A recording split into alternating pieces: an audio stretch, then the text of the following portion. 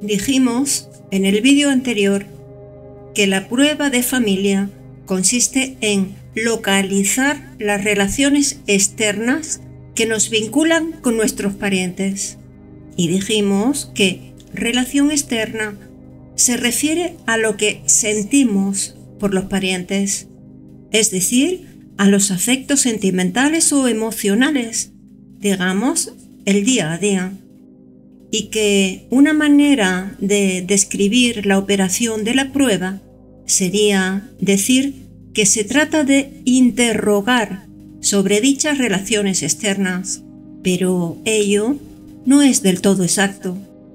Antes bien, se trata de disponer la mente para conocer cuáles son las relaciones cuestionadas. Comenzamos a hablar ya de la evaluación de la prueba de familia. Para tener en claro qué es lo que deseamos conocer, podemos recurrir a los siguientes conceptos. El primero. Voy a decir primero, con palabras sencillas, lo que se va a decir en el primer concepto.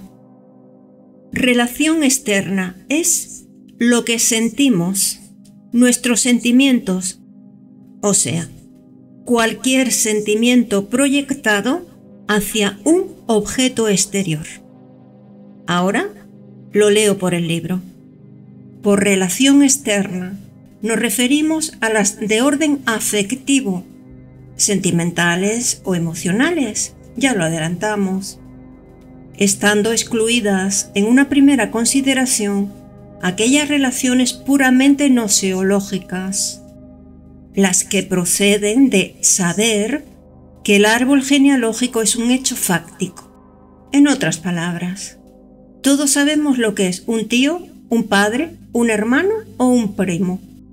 No nos referimos a tales relaciones estructurales al considerar a nuestro tío, padre, hermano o primo, sino a lo que sentimos por ellos. Segundo. El segundo concepto, igualmente, voy a adelantar con palabras sencillas lo que aquí se va a decir. Tratándose de un pariente, nos equivocamos si pensamos que podemos tener una relación externa, meramente sentimental, sin condicionamiento del lazo familiar. Aquí está la clave, porque realmente las relaciones con nuestros parientes son con nuestros parientes. Y aunque no nos demos cuenta, estamos condicionados porque pertenecemos al mismo arquetipo familiar. Ahora lo leo por el libro. Toda carga afectiva es, evidentemente, un contenido interno. Esto quiere decir propio de la esfera psíquica. Entonces, ¿por qué denominamos externa a la relación afectiva con los parientes? Respuesta: porque la existencia de afectos entre parientes que comparten un mismo arquetipo familiar es puramente ilusoria, y porque el sostén de esa ilusión está radicado en el mundo exterior. Debemos distinguir, pues, entre los verdaderos afectos que sentimos hacia otras personas o cosas y la relación afectiva externa que creemos experimentar por nuestros parientes de sangre. Vamos a explicar cómo se origina esta confusión. Es claro que toda carga afectiva procede de una relación sujeto-objeto, establecida a partir de las diferenciaciones del yo. Por efecto de la objetivización, cualquier cosa es susceptible de poseer una carga afectiva asociada, a la que, en muchos casos, no será posible separar de la cosa misma. Pero el viria se halla normalmente inserto en una superestructura de hecho cultural en donde desempeña su papel dramático y de donde recoge sus vivencias externas que, en mayor o menor medida, constituyen relaciones afectivas internas.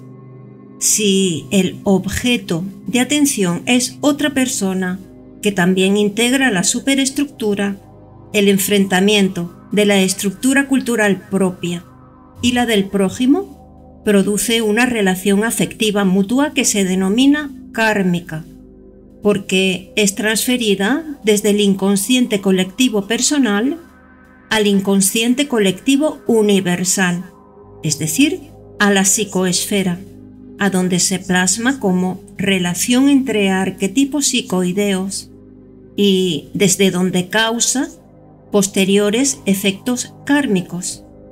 En el drama de la vida, un virya puede amar u odiar a otro, o ser amado u odiado por éste, y atribuir a tales relaciones afectivas el carácter de un vínculo concreto, dado que las mismas son consistentes y efectivas dentro de las superestructuras. Si existen, puede comprobarse su existencia y hasta generan futuras relaciones kármicas, y que la relación de odio o amor con el prójimo constituye un vínculo concreto no podrá negarse, pues la misma implica el peso de la carga afectiva sobre la conciencia, cada vez que ésta se refiera al prójimo. ¿Ocurre lo mismo con los parientes de sangre? Suele creerse que sí, pero enseguida veremos que no es así. En primer lugar, recordemos que todo afecto debe estar referido a un objeto afectivo, al cual se ha diferenciado y con el cual se ha establecido una relación. Pero, siendo los parientes expresiones de un mismo arquetipo familiar, ¿pueden considerarse objetos afectivos tal como lo es una persona cualquiera a la cual se ama u odia? La sabiduría hiperbórea afirma que un pariente de sangre es un objeto en la misma medida que lo es el yo cuando interroga ¿qué es el yo? Y se coloca como objeto de su propia interrogación. En este caso, el yo realiza una reflexión, un desdoblamiento sobre sí mismo, con el fin de observarse noseológicamente. Pero, por más afectiva que parezca la objetivización de sí mismo, el resultado de la inspección será siempre subjetivo, imposible de verificar por nadie más que por el yo reflexivo. Por eso, al objetivo producido por la reflexión del yo sobre sí mismo, lo denominamos ilusión. Ahora bien, según la sabiduría hiperbórea, los parientes de sangre son reflexiones del arquetipo familiar y por lo tanto, en este sentido, también les corresponde el calificativo de ilusiones. En todo caso, es a la relación afectiva y aún cognoscitiva que creemos existe entre nosotros y nuestros parientes de sangre, a la que cabe calificar rigurosamente de ilusoria. Tercero, por supuesto que es muy difícil trascender la barrera de esta ilusión, pero nadie dijo que pasar de virya perdido a virya despierto fuese tarea fácil. Y podemos asegurar, quien no se haya independizado del proceso evolutivo de los arquetipos familiares, verá muy dificultada su orientación estratégica, pero tal independencia no se adquiere negando el problema, es decir, rechazando o ignorando la función estructural de la familia, sino simplemente tomando conciencia de la situación y afrontando la prueba de familia. El primer obstáculo para aceptar que los parientes no son verdaderos objetos afectivos lo constituyen el hecho de que estos parientes aparezcan efectivamente como objetos del mundo exterior. Y ante tal presencia concreta, la afirmación de que se trata de meras ilusiones parece carecer de fundamento. Pero la realidad es esta. Nuestros parientes, como nosotros mismos, son verdaderos objetos para el prójimo.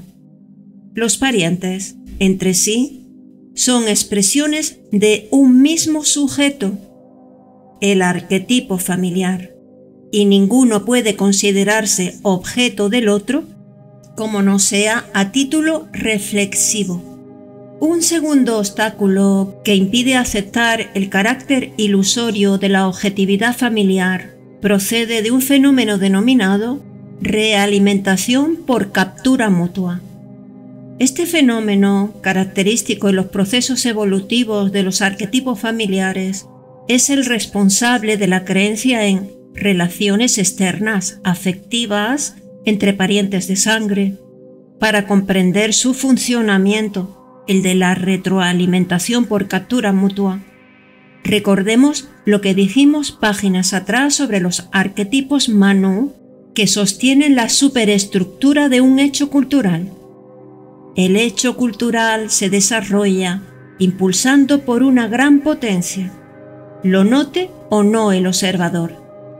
Y en esta marcha hacia la entelequia, la superestructura toma lo necesario para su perfección y rechaza aquello que le es inútil u opuesto.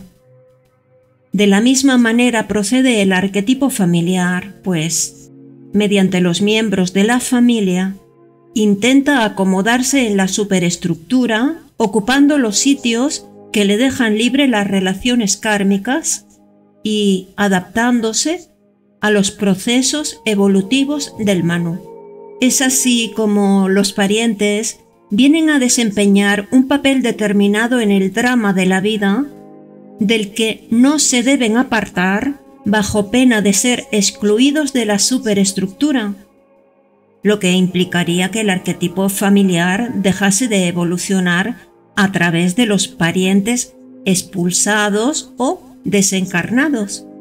Para cumplir con sus papeles determinados, los parientes no tienen que sospechar que todos son expresiones de un mismo arquetipo, y por el contrario, deben establecer relaciones externas entre sí, a menudo apasionadas y dramáticas, según convenga a las direcciones kármicas de las superestructuras, con el fin de afirmar a los parientes en sus papeles y de confirmar la ilusión de sus existencias objetivas y diferentes.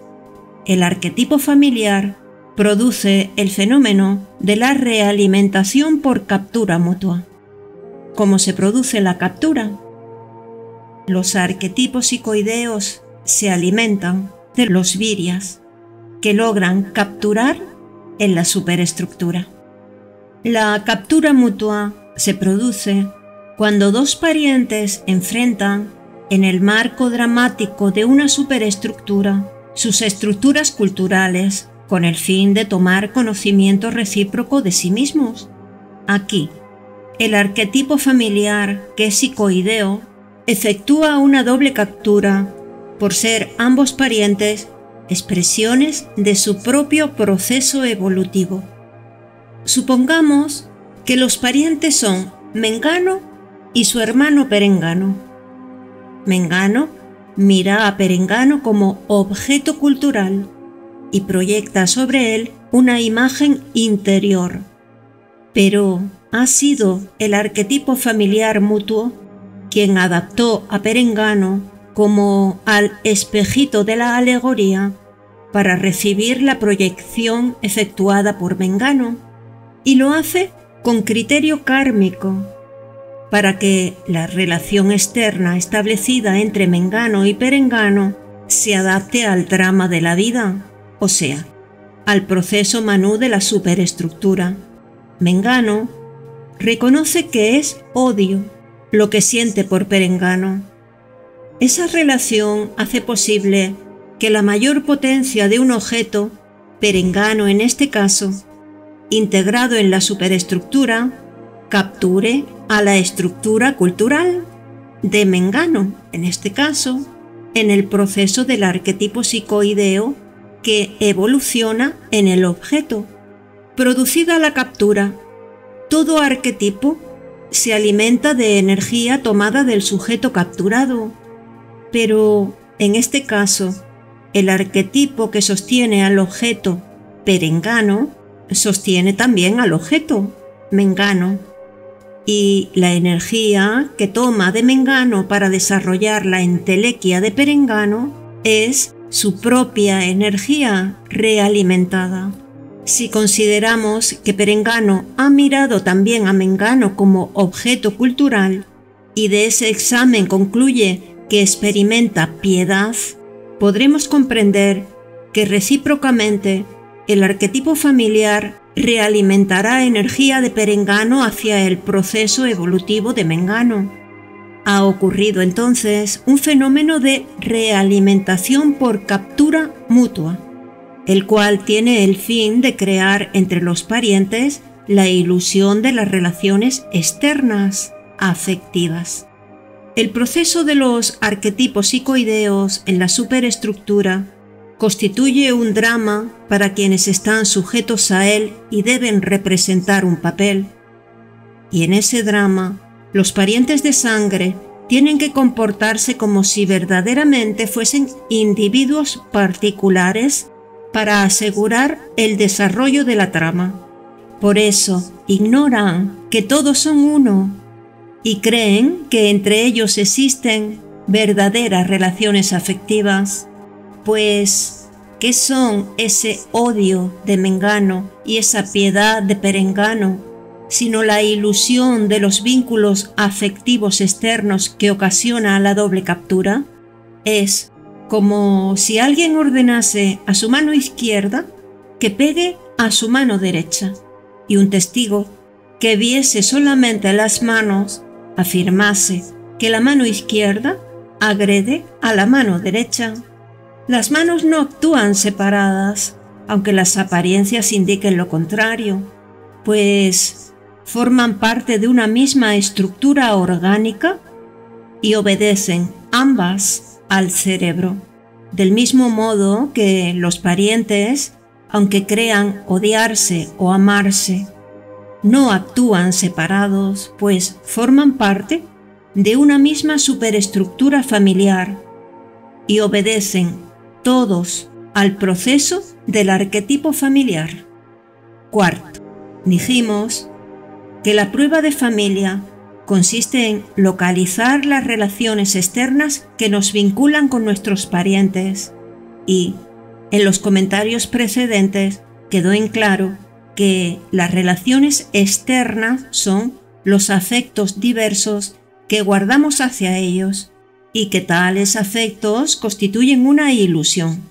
Con estas aclaraciones y recordando que interrogación en nuestro concepto no se refiere a una construcción lógica, sino a una disposición psíquica para conocer, podemos decir también que la prueba de familia consiste en responder a la interrogación ¿qué siento por mi pariente Albano? En forma de interrogación, quizá, resulte más accesible la prueba de familia al occidental habituado a pensar racionalmente, siempre y cuando se recuerde que la interrogación apunta a averiguar la existencia de las relaciones externas. Y bueno, aquí hay mucho que asimilar, hay que leerlo detenidamente y entenderlo antes de pasar al siguiente artículo, la reducción de los sistemas reales afectivos, artículo que ya abordaremos en el próximo día. Entonces, yo ya me despido por hoy. Un fuerte abrazo a todos y hasta el próximo día.